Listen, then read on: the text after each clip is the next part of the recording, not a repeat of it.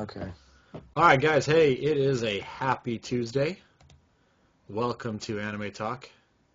We're halfway through the summer season there, Mr. Aeroblip. Yes, that is true. It's going by quick, man. Do you realize school is starting up for most kids in the next week or so? Fuck. Like normal, even like colleges are starting up at the end of the month.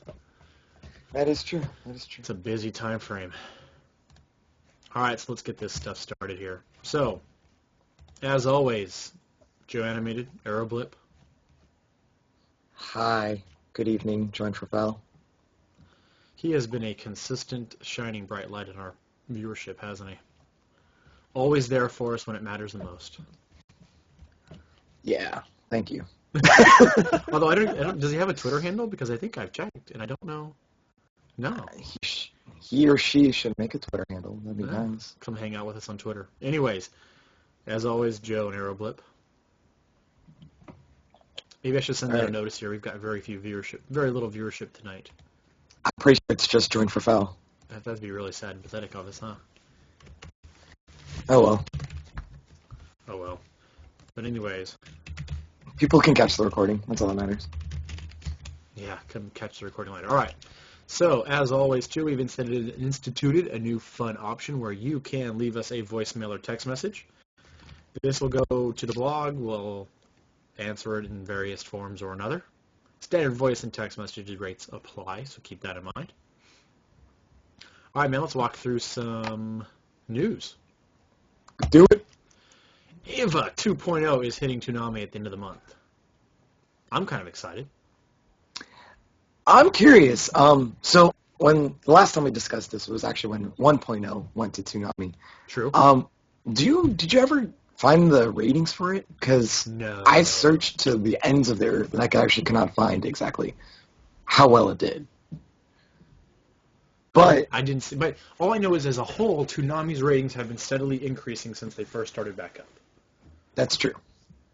That's all I do know for sure. Yes. I mean, if considering how they're doing a 2.0, I would assume that 1.0 must have been really popular. So. Yeah. Honestly, it is EVA. It's something American fans recognize. Yeah. So. And it's a good movie too, with a good dub. So I think this. I think it can work. It'll be fine. It'll definitely be fine. So. I think this is probably more fitting to the Toonami name too. It's more action packed. So. Oh yeah, it's a well done one. It's a well done show. It'll be fun to watch. I don't have personally have Toonami. Maybe I'll find an illegal stream, but it would be fun to watch along with everybody else. So, pick up EVA on Toonami for those of you that are late night owls. Go check it out. Yep. And then Arrow, this next story I know is dear to your heart. Sort of. It's Idolmaster. Yeah, I know. There's no excitement coming out of your voice. How about you tell them what the news is, and then I'll explain. Idolmaster's film set for spring 2014. So we're less than a year away from that. Yeah. But why aren't you excited? Well, because they originally announced it was going to come out in fall 2013. Oh. So essentially they're saying it's delayed, without saying it's delayed. Also, I'm kind of reserved about the whole Idolmaster movie because, well, one, I can't see it when it's in theaters, so that just sucks on my part.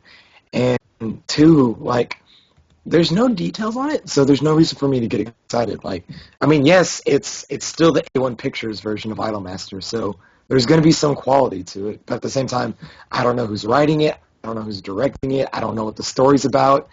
So I'm excited that there's more Idolmaster, but other than the fact that there's a new date, it's not really news, per se. All right. I just think, you're getting one of your favorite franchises in a movie form. I thought you'd be a little more excited. Well, to be honest, I don't know how they can do it in a movie form. I'm still reserved by that. Okay. I've never seen it. I'm still working on it, obviously. So you'll have to explain to me why it wouldn't make for a good movie form. Well, so the reason why the anime works is because essentially you get 26 episodes where you get 30-minute chunks or 24-minute chunks where you get to focus on specific characters, right? So in one episode, Haruka, it's like focus on her. In another episode, it's Chihaya. And like you slowly like see them interacting with each other, and like you see how they're their bonds build over time, which is nice. But I don't know what kind of story they can pull off in a minute 30 film. Like it's like you can't do a regular episode, but at the same time, I cannot comprehend a plot get condensed or expanded for a minute or not a minute, an hour 30 is what I'm trying to say. Okay. Like it's hard. All right. But as always, if they pull it off, it would probably be on your must-watch list. You think? I don't know. Like, I mean, if you don't like the original Idol Master, then you won't like the movie, clearly. I'm just saying, like, I'm just trying to keep the expectations low. Gotcha. All right. Don't want to be disappointed. I can get that. But Idol Master, spring 2014. Yes. Next Exactly. up, Kyoto Animation launches a countdown site for their new show, and this countdown's already ended, and guess what it is? The show is getting a fall 2013 release. So the show... Yeah, it's not really that surprising, though, because Kyoto Animation, I don't know if it's through official word or through leaks, but I thought it was already coming out this show is actually coming out next season. Yeah, that's right. I don't know. That's what made this whole thing kind of odd to me. But there was a bunch of excitement. They put a bunch of character profiles up on a website, so on and so forth. So I don't know. Maybe there was some question. Well, no, it wasn't a question because like there was already a bunch of promos out there saying, "Hey, like official announcement, Kyoto Animation's going to do this." It's just they didn't know when it would be released. So for those who don't know, it's not about the light novel adaptation Kyoto is doing. For those who didn't know. Yeah. But I mean, I don't know what it is, so I guess that works. One of our writers' numbers was taking a look. He gave it it has a monogatari feel to it. Comment, whatever that means. I actually don't know how to interpret that. I mean, is it talkie? Is it? I don't know either. Love story? He did not elaborate beyond that. So I can't read Japanese, so I obviously haven't delved into the light novel yet. But I don't know. We have to ping on some more information for that, huh? But that was this whole build-up for what everything ended up being common knowledge. But there's lots of good character profiles on the website you can check out. What else was there? Obviously, the announcement on the front page. They have a Twitter profile you can check out at Anime Kyokai. Yeah. But that was about it. It ended up being pretty anticlimactic, other than the official site came to life. So. Well, I mean, they're pretty busy because what? They're still animating free. Yes. There's a Chunibyo movie, and then there's also a second season as well. Yeah, they've got at least 4 projects on their plates right now, if you include this. So. And then who knows what else they'll be, working on in the next year or two. And that, you got to plan early for that kind of stuff as well. So yeah, we'll see. Fall's going to be a pretty packed fall. I'm pretty excited. But People say that, but I still don't know what's coming out in the fall. Oh, really? Yeah, we'll get to that here in a little bit. Okay. But next story. Let's move. Little Witch Academia 2 meets their stretch goal. Their $500,000 stretch goal.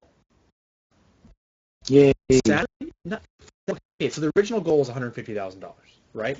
Yeah. For that extra $350,000, very little was added to the DVD. It ended up being they're just going to produce more discs. Really. You get an additional commentary and a few more minutes of it. Well, this was actually the whole original intent was to extend what they were already making by 10 minutes? Yes. Wasn't it? So the $150,000 was just to make what they were already going to do a little longer. Yeah. So they've raised $500,000 for that, plus some additional little features on the disc. That's a lot of freaking money. I don't see the problem in this. Like, are you saying that this is an issue? Because I think this is a fine thing. I just think it's very interesting. It makes me wonder if people knew what they were investing in, if they thought they were investing in the entire. Oh, fuck yes. Here's the thing you need to consider. There's going to be a lot of confusion to me. No. There is no confusion. Like, well, first of all the stretch goal, all the goals and the backers, like, they're listed on the side. You essentially have to pay $50 just to get the Blu-ray version of something that we know that was already going to be coming out on Blu-ray in the first place. Yes. So, Like, I mean, and then they're just like, oh, hey, pre-ordering the disc, essentially. yes. I mean, that's all this is. Like, that's what I've been telling people, like, why we should use Kickstarter more. Is because you're just doing, like, pre-order bonuses that go with your anime. Like, that's the only difference between, like, this and Amazon, like, pre-orders, to be honest. Yep. But as I was saying, is that, like, if you actually consider the numbers, too, we're like, so it beat 50,000. It's about to push 650,000. It's about to push 600,000. Is it already that high? No. When I looked, it was low fives. It's like 5750, or why am I saying 50? 580. It's close to 580 right now, and there's still another 24 hours. But if you look at the numbers, it's essentially coming down to $1,000 per person. No, $500 per person. I did my math wrong. So, like, I mean, it's just back of the envelope calculation. So if it's coming out to $500 per person, I feel like, yeah, like, I think people actually know what they're contributing. So, I don't know, just kind of surprised. I'm surprised but not surprised, if that makes sense. If to be honest, I'm not surprised by the dollar amount. I'm just surprised by the low number. Because given the popularity and given how much press it got, for it to only get under 6,000 backers, I feel like that's... Well, the quantity of backers. That to me raises the eyebrow more. The fact there's so little quantity of backers was small. Yes. Now, but most of those backers paid a lot of money, apparently, though. I know that. I mean, that's what I'm saying. It's essentially coming down to $500 per backer. But, like, not everyone... there's always a swing. There's always a standard deviation. Like, yeah. But what I'm saying is that still, it's only 6,000 backers. Like, considering how much we've been talking about it, considering how much press it's got from, like, Crunchyroll and the Anime News Network, and hell, it was actually featured on Reddit and, like, Kickstarter's front page once. Not front page, one of, like, the side pages, but, like, it was a featured. But what I'm saying is that it's still only got, like, 6,000 backers. Yeah. I figured it would be, like, 5 digits by now. I don't know, man. It's odd. Yeah. I mean, I guess the money is the important thing, right? Yeah. Oh, yeah. They're guaranteed and all good. All right. Next story. Do it. Does Monogatari, or this is something you brought up here, Monogatari still got, quote unquote, it? So okay, go ahead, give us the frame. This isn't a story. This is just for us to discuss. True. Okay. So, yeah, sorry. Give us the frame of reference to your comment then. Well, the whole point is that we finally finished the first arc of Monogatari. And I'd say for the first 95% of the show that we've seen so far, there's no Araragi. So it was always centered on Hanakawa. And we got a little bit of Itagi, got a little bit of the Fire Sisters, but it was essentially a Hanakawa-centric arc. Now, given, like, all the hype that went into the season, given all, like, the enhanced budget compared to, like, Bake Monogatari, like, do you think this is, like, a proper successor to the cult classic? Like, do you think it's still well received? Like, what do you think is what I'm asking you? Oh, okay. Does Monogatari still have what it used to have? I mean, do you think it still deserves all this praise? Like, is it a good thing? Like, does it still change anime? That's a hard question. Really? Because it's fairly straightforward to me. I thought this 5-episode arc was up and down. Mm-hmm. I thought the last episode had some really good points, although I felt like when Araragi saved her, I thought that was kind of a mixed point to me. I feel like it was necessary, but we'll discuss that in a sec. Necessary, yes, but I felt like maybe it could have been resolved differently. Mm-hmm. But that's beside the point. Actually, I've never read the light novel, so I don't know. Coming into this, I'm fresh eyes, right?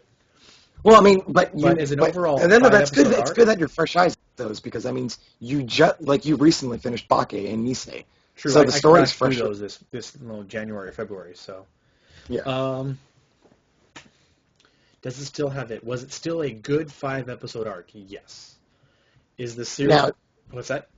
Now, what I'm saying is, like, do you still think it's, like, still the industry, like, shaker that Bake was when it first came out? No. Why is that? Because I don't think it's doing anything innovative again. Like, okay, ignoring Nisei, right?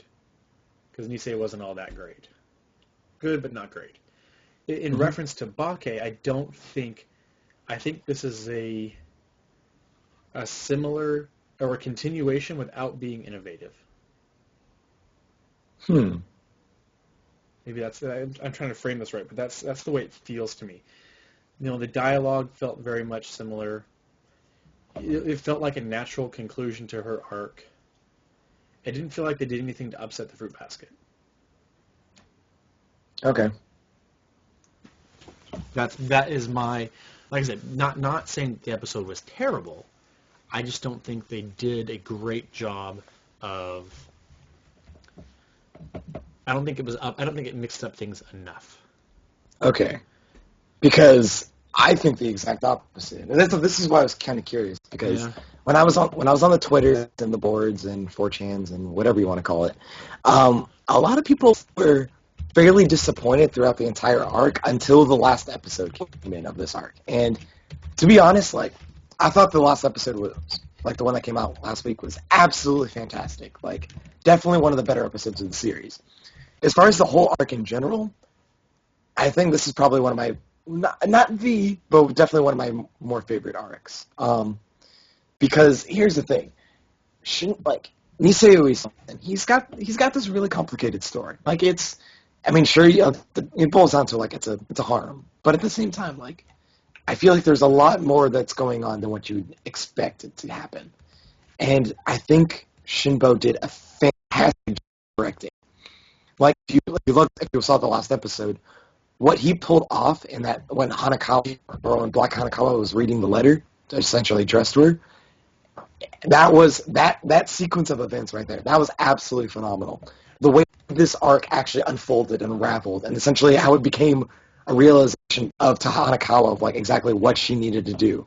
Like, that was absolutely fantastic. Like, oh, I'm not saying it wasn't fantastic. I don't know what I'm saying is that, but yes, like, I still think that this should be considered a big deal. Like, I mean, essentially, this is everything that Bake did right, and now it's doing it even more with just better production values. Like, it's just Shinbo's a very creative person, and sure, you can tease him about all his head tilts and, like, the random backgrounds and sceneries, but, like, the way he set it all up, especially in this arc, and especially at the conclusion of this, was absolutely fantastic. And you know what? I still think that, like, a lot of people may not like the show, but you cannot deny that what it's doing is amazing. Is what I'm trying to say. Okay. I will not deny that the execution was good. How about that? Okay. The execution and the way it was done. I'm just saying, if you are comparing it to being something innovative in comparison to Bake in terms of doing something fresh with the medium, I would say no.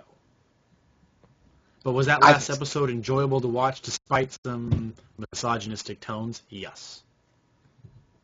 Okay, because I'm just saying, like, everything about, I don't know, like, it's hard for me to explain because everything about this, it was just beautiful. Like, the music, I've always said that Kosaki Satoru was, like, a very,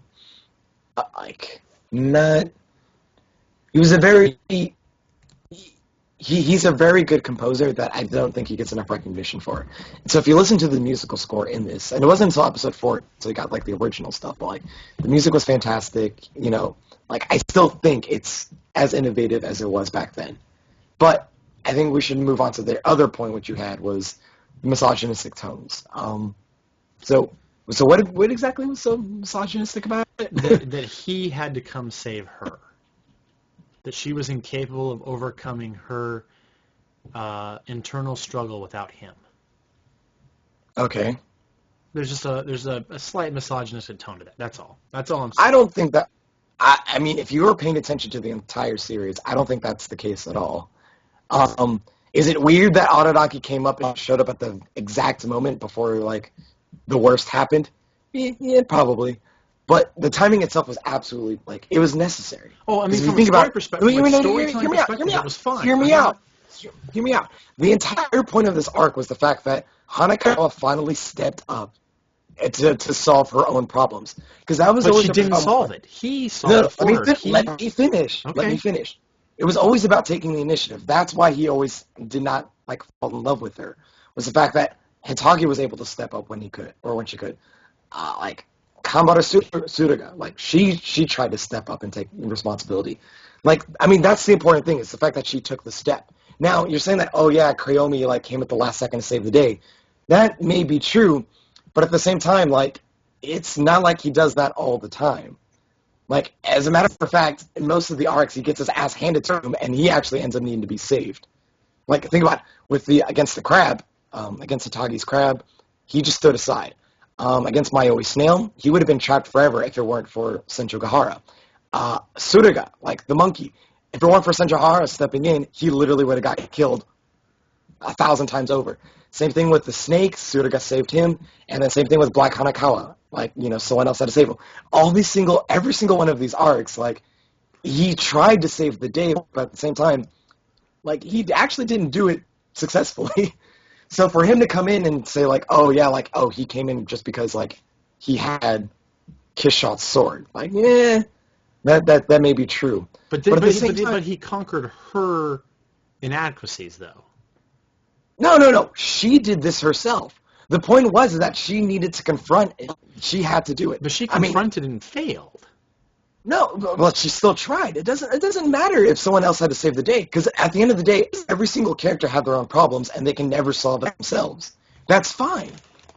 That's perfectly fine that he had to come in and help. I don't think it's misogynistic at all, because especially considering the fact of how she never took the initiative until now. Now, if she would always play, like, in the first few stories, she was always playing the damsel in distress, and he had to come in and save the day. If that continued the trend, I think that would be considered more misogynistic if anything else. Okay. Is what I'm saying. There's symbolism to this. Is that, like, sure, like, he had to come in and, like, stop the tiger from killing her, but at the same time, Araragi himself was one of the demons that Hanakawa was trying to overcome, which is what I think is so beautiful about that ending. Was the fact that she had to confront. He was the final boss. She had to finally confess and then ultimately be rejected. She knew that was going to happen. That's why the tiger was formed in the first place. Like it was all necessary. All right. I'm not. Yeah, I'm having a good dialogue on this. I'm enjoying this. So yeah, I'm taking it all in. I'm just saying, like people who think that there's a lot of people out there who are outcrying much more vocally and much more strongly than you are, saying that like that last episode was like totally about misogyny or whatever. I don't think that's the case. I think that I'm not going to go that far. I just think that no. I know what you're saying. I'm saying people who are arguing much stronger than you about the point you made. But what I'm saying is that they're not understanding the symbolism. So it sucks to be them. See, like I said, there's more. I haven't, other than watching the episode, I have not dove in any deeper than that. And then, like I said, looking at some of the arguments, taking some of that in, there's more for me to absorb. So I'm just, like I said, having a healthy discussion with you to get a counterpoint to what I'm seeing. It's fine. I know. People are wrong. It's my job to correct them. All right, give me a sec here. I'm going to refresh the slide for our game here real quick because I've got to, I realized I didn't have it set up very well. So we're going to... I mean, you didn't have to tell me. You could have just done it while I was talking. Yeah, but I didn't want to... People are going to see it on the thing. All right, so Fast 5. So, Peter talking turn for foul, since you guys are the only ones here. Yeah, if you agree with me, let me know. If you disagree with me, please let me know, and we'll address it before the end of the show. Sounds good. So Fast 5, our game for tonight, where we walk through 5 questions, have a little fun here and there. So you ready? Yeah. First question. What's the time limit? Most of these. Just do a minute. Let's just do it. Just talk about it. Let's not time it. No time limit. Ready? First one. Show from this season that you would want another cour from. How about you go first? I'm enjoying Eccentric Family quite a bit. There's all these subtle nuances, character moments. It's a very nuanced show with very deep characters that I enjoy. I like that it's sitcom genre where it's kind of dated. You know what I mean? Where it's slice of life's not the right word. I don't want to use that word, but it's you get this day-to-day progression of things, and I just like the subtleness and the quiet that's in the show and the little things that go on. It's really enjoyable. it's not a harem rom-com. It's very interesting. I mean, there's this entire, and hopefully I'll get this post written soon, but there's this entire identity crisis that goes on with this family that's just interesting. So I would love to see another cour of the show. I'll answer the question in a second, but I'm just kind of confused by like where do you see the appeal? Like, I'm not getting those good vibes when it comes to this show. I'm not saying your typical it's a genre. bad show. This isn't your typical genre, though. Well, I mean, I'm not trying to put a label on it, but what I'm saying is that like I'm not saying it's a bad show. What I'm saying is that I'm not really seeing all the hype that people are putting into it. I mean, yes, like one of the characters, or perhaps the main character, is probably the most interesting character because he's so laid back and relaxed usually. But at the same time, it's yeah, I feel like there's still no plot to like wrap everything around it, which still kind of bugs me about the show. The plot is about a family that is struggling for their identity when the person that their lives are focused around was killed, and they have to still interact with the person that killed and ate him. Yeah, but that is the plot, and everything focuses around that lifestyle. You have a mother that tries to be both dad and mom. You have an older brother that gave up trying to be who he was and became a frog. You have the next in line that tries to put on... I mean, there's all these little subtle character things. If there ever was a character-driven show, like that term sucks. I hate it. But you know what I mean? This is that kind of show where it's about the characters, their interactions, their developments, more than it is about driving towards a specific endpoint.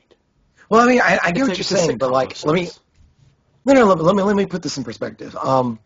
So I get what you're saying. To be honest, if I were to compare this to a Western show, this show would have reminded me the most of Arrested Development. Yeah, that's not a bad analogy. But, yeah, it's not a bad analogy. It's just one that most people don't get right off the bat. But like, as far as direct, shallow comparisons go, I think that like Eccentric Family essentially matches Arrested Development. But what I'm saying though is about with Arrested Development was that there was still some progression of the plot. You understood what the conflict was. I mean, yes, at the end of the day, it was about this family trying to get back on its feet, and only one person who could do it, Michael Blue. But at the same time, is that like it's through the interactions with each other. I guess you not only do you learn about the characters, but you actually see them develop, and then you actually see the story progress. What I'm saying is with this one is that I'm getting the character developments. I'm understanding the characters. That's fine and dandy, but I feel like we're no closer to a change in pace or a change in anything, or even a resolution to the original problem than we were since episode 1, is what I'm saying. But I think you are seeing a change in one character. If anything. I see it in the characters, but not in their situation. Not their in their situation lifestyle. is dire. Their situation isn't getting any better. That's the problem. But I'm not saying it's getting better. I'm just saying I don't see it changing in general. Well, it's not, though. That's the problem. That's the whole point. That's the struggle. Change that situation. And to this point, it hasn't. They haven't done anything to change that situation. But I guess that's my problem. Again, with Arrested Development, I'm going to make this direct comparison because it's the best one I can do. Arrested Development, yes, they were still, they were still poor. The dad was still in jail. The mom was still fucking up.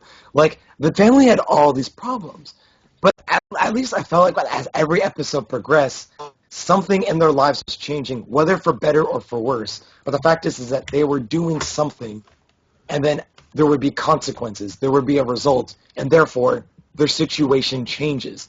What I'm getting with Eccentric Family what I'm getting with Eccentric Family is that we see these characters interacting with each other, and we're seeing these characters developing, or at least learning more about them, which is fine.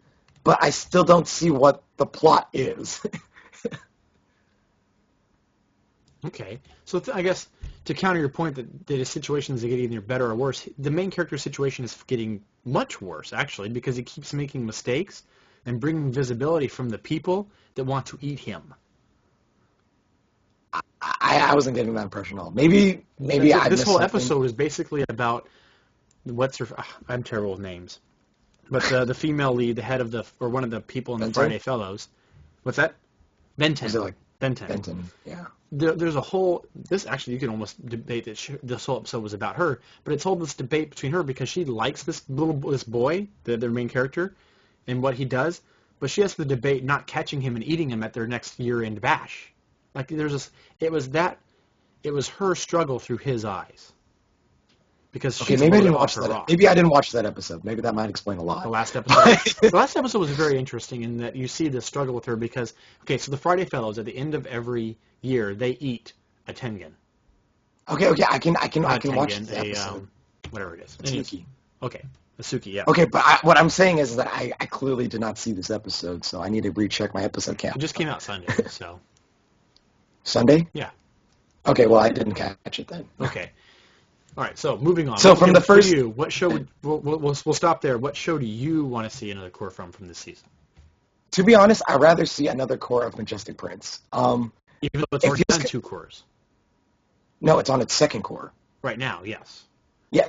But what I'm saying is that like it was already slated to only be 24, 26 episodes. I don't feel like the show's going to be. Yeah, you're not going to get enough out of it. Yeah, I want more. It's a great series, isn't it? I mean, because it is a great series, and I feel like there's a lot more. Like they're really touching on a lot of points. Like especially with the latest episode, not only do you understand like so first of all, there's someone behind the scenes on like whatever they're called, the aliens. Like there's another person there that's like trying to do like all this recon intelligence collecting stuff because it seems like there's an ulterior motive like with this war. And then in addition, they also started introducing all the the geopolitics that are going on with like the whole Majestic Prince like situation, the academies and all that stuff, and like the hoarding of technology. So like it's not. I wouldn't say it needs another core, but at the same time, I'm kind of concerned how they're going to like wrap up the story in like a next 7 to 9 episodes. So I'm an unabashed fanboy of that show, and the only reason I didn't choose it for this question is because technically it started the last season. Oh, you want something from this season then? Yeah, how about this? You need something that had to start this season. Okay, well back that's... up just a bit. Although I'm not going to disagree that Majestic Prince is not a bad choice. It's a great choice. Okay. Fuck. I'm gonna go with, I guess, Servant X Service. To me, like Really? second to Monogatari, I think it's the most enjoyable. It's the most enjoyable comedy so far. And now, what I'm noticing is that it's got working vibes where essentially you have this crazy cast and it's all about them and their them at work. But what I'm noticing about like Servant X Service that I didn't get from working in any season of working was an actual development in the relationships. Like, well, we learned about one like office affair that's going on, and we know about like one that's been essentially brewing since episode 1. And so there's still a lot of things left to be told, and I want to see how that evolves. And I don't think another 7 episodes would be nice, but I feel like if I can get 7 plus another 13, but as long as I continue that development, then I would be totally okay with that. Okay. Next question. Best female lead not from Monogatari. You jerk. I know I put that just for you because I know who you choose, but best female lead not from Monogatari. Fudge. Ooh, this one's a tough one. I gotta think about this a little more. How about you go? I'm going tough. I know I had trouble thinking of one from this one too because Monogatari has a lot of interesting female characters. If I was going to choose a female lead not from Monogatari, I'm not watching a lot of shows. Probably because she frustrates me so much, I would do Hajime from Gotcha Man Crowds. Really? Because her character is just so off the wall different. Okay. I don't know how else to describe it. Like, I'm frustrated by her. I enjoy it. There's this whole mix of things when I watch her character that I'm just going to say that for now. Okay. Let's see. I guess for me, I'll try to keep it to this season, I guess. I don't know. Hakwa? Hakwa. Well, I mean, She like, from Love I'm Live? no, Kami no Mi. Oh, oh, I got you. You consider her a female lead? Yeah, well, I Gosh, mean, very good. Elsie's gone, so she's That's essentially true. came as assistant. Yeah, I mean, I've always liked the Goddess arc because that was actually her time to shine, in the manga at least. And Yeah, while I'm upset that they're cutting a lot of stuff from the manga, especially her scenes, a lot, um, what? a lot.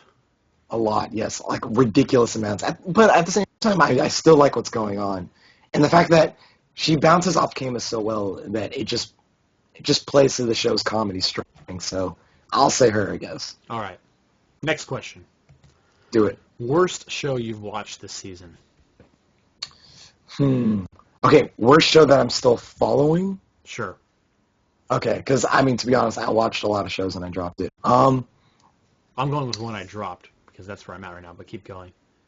Oh well, see. I mean, I can't. I feel like I can't judge a book until I actually start watching it. Um, fuck. I will have to surprise you on this one, Huh. and I'm gonna.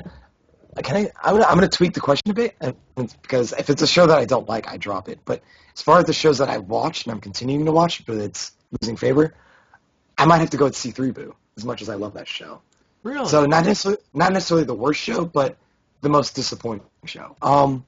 Yeah. So the first episode really set the expectations that they were going to keep it keep it real, so to speak. Where like the airsoft I mean, yeah, you're gonna get airsoft and jazz, and we haven't been getting enough airsoft or jazz, and whatever airsoft we've been getting, it's not realistic. That's the problem for me, is that, like, I was really hoping that they would, keep it grounded in realism, but not like one of the characters is bouncing off walls, and then the latest episode they were dual wielding, but like they were shooting with their feet. I was just completely taken aback by it. I know I saw a lot of tweets from you that were not of a positive nature. Yeah, this show is definitely losing favor really fast, especially after having a magnificent episode 4.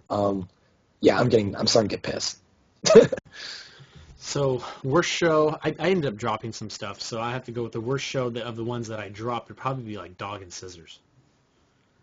I just did not Yeah, find the joke. The jokes got old really fast, even faster than Blood Lad, which I found really annoying. yeah. But like, how far did you get into Dog and Scissors though? 3 episodes? I only got through 1. Yeah, I watched 3. I always try to Okay. give things 3, and then that's my cut, my point. So, No, my motto is that if I get bored, I get bored.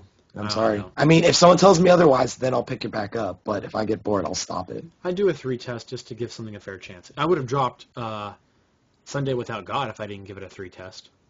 Yeah, That first that's episode true. was not good, but the 3 episodes as a whole were nice. Does that make Yeah, sense? I would have told you to pick it up if that were the case. But you know what I mean, right? If I had not given it 3 full episodes, I would not have realized that it was probably worth continuing on. Yeah, I know. That's my. So it works sometimes. So that's what we've got. Worst show. So next question. Show you're most excited for this fall. Fuck. I'm not really. I like to look ahead. I like to stay on the current. Okay. As far as if I had to pick a show, what was it? Kill Lock Kill by bless you. Oh my gosh. Yep. Go for it. Let's see. Yeah, I would say Kill La Kill by Studio Trigger. Okay. Mainly because, we finally get to see something animated, like a full 13 episode that isn't 5 minutes per episode, anime by Studio Trigger. And I'm really curious to see exactly, can they actually match the hype can they match all the praise that people are giving them? Because I saw Inferno Cop, and I liked Inferno Cop. It reminded me of, like, what was it? Aqua Teen Hunger Force from Adult Swim, but just more Japanese. And I liked Little Witch Academia, but as far as a full-blown, series, I want to know if they can pull it off. So that's why I'm curious. Okay. So that was one of mine, definitely. If I'm going to go back down kind of through the list, Unbreakable Machine Doll would be one I'm looking forward to, and Kyoso Giga. Did I say that right? Oh, fuck, that's right. That is coming out. Yep. It's Toei's doing it this fall, so that would be another one I'm looking forward to. So Kill La Kill, Kyoso Giga, and Unbreakable Machine Doll. And then, of course, you got Infinite Stratos coming out. Did you like the first season of that? I enjoyed it. It's coming back for a second season. And It's not. It's not this great. part of the novel actually gets a little more interesting, so we'll see how it goes. I don't read a lot of novels, so we'll see. Yeah. And the last question. What running back will be a fantasy football bust this year? Oh, okay. So in order for them to be considered a bust, that means they had to be hyped. So only consider the top 10, so to speak, quarterbacks from most popular rankings. Uh, Originally, I was going to say Marshawn Lynch until I found out that Percy Harvin got injured. So now I'm going to say probably Ray Rice. Ray Rice purely because I guarantee his workload's going to increase because Anquan Bolden's gone. So all you're left is with Torrey Smith and Flacco. And now that Pitt is out as well, essentially the receiving is going to go down. But I think that they needed those receivers in order to essentially take the heat off of Ray Rice. Because how's the saying go? Hey, diddle diddle, Ray Rice down the middle? Yeah. He can't bounce outside, so he's just going to constantly push through. And I think for most defenses, they should catch on, and then he's just going to get shut down. So, yeah, I'd say Ray Rice. Ray Rice is considered a top 5 running back. He's rated number 3 in some rankings. That's really and high. I think, yeah, I'd say definitely top 10, but I don't know. And he's probably going to get injured, too, because he hasn't been injured yet, and that's why. So I'll give you that. Ray Rice is a potential buster. Now, I don't think they're going to be a bust. I think they're going to be not as good as last year would be Adrian Peterson. Oh, no shit. Yeah, I don't think Minnesota. I think He's Minnesota's receiving core isn't any better, honestly. Well, you replace Percy Harvin with Greg Jennings. And Greg Jennings is hurt habitually, even more than Percy Harvin. No, it wasn't until recent. It wasn't until last season that he got hurt. 2 seasons in a row he'd been on and off the bench. Was he really 2 seasons ago? I thought he was okay 2 seasons ago. No, he spent some time on the bench then too. Well, he did run a touchdown pass play on a broken leg, so Yeah, he put the team on his back. I'll give you that. But so it'll be interesting this year. Fantasy football should be fun. I know you're stressed. Changed up the league order a bit, so you're a little worried. Yeah, I hate you for that. I know. Well, we only had 2 more people, and it was easier to get. We couldn't get enough people for a second league, essentially. Yes, you could have. You only need 8 people. Who can I get? Okay, regardless. Moving on. All right, man. Final thoughts. Anything you want to get out before we end tonight? Nope. Expect a Fatcast later this week. Okay. That's it. Yeah, it's been a busy week. Lots of stuff Yep. going on. I don't know. It's the middle of the season. It's kind of that doldrum. Not much happens. The news is kind of light. It seems like news in general seems less and less. I don't know why. Maybe it's just me. Yeah. I don't know. Yeah, I agree with you. But that's about it. So, but kind of some side news here, guys. For those who are still watching us, we are going to put Anime Talk on a hiatus for a while. We, due to schedules and conflicts and everything else, and just a need to kind of maybe revamp, reinvent, bring in some new talent, we're going to take a break for a while to regroup. I think it's a good opportunity before the fall hits to get some things together, bring in some new talent, so I think that'll be fun.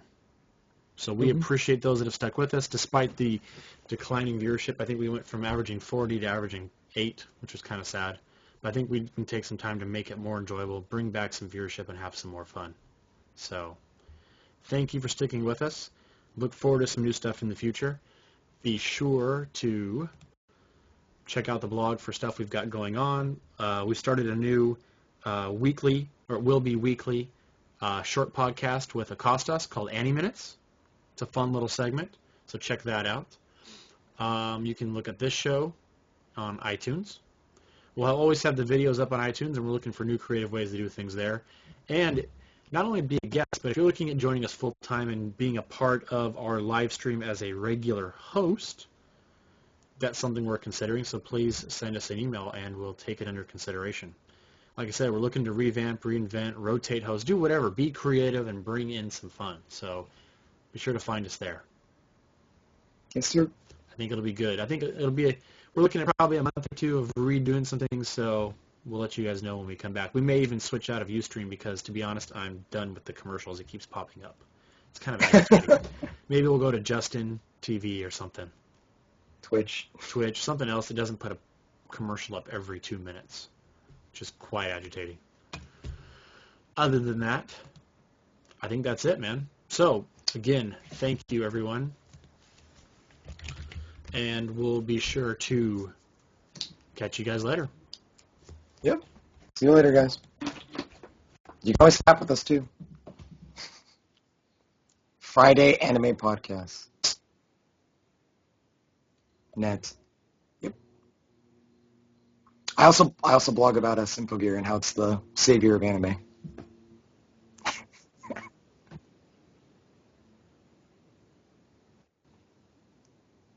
Well, because Hibiki she hasn't had that much time to shine in the new season.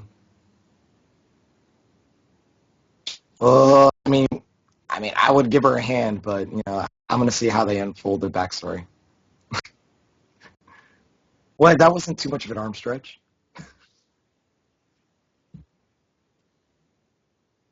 Oops, All I right, see you muted later. myself. Yeah, you were talking by yourself. Anyway, see ya. All right, see you guys.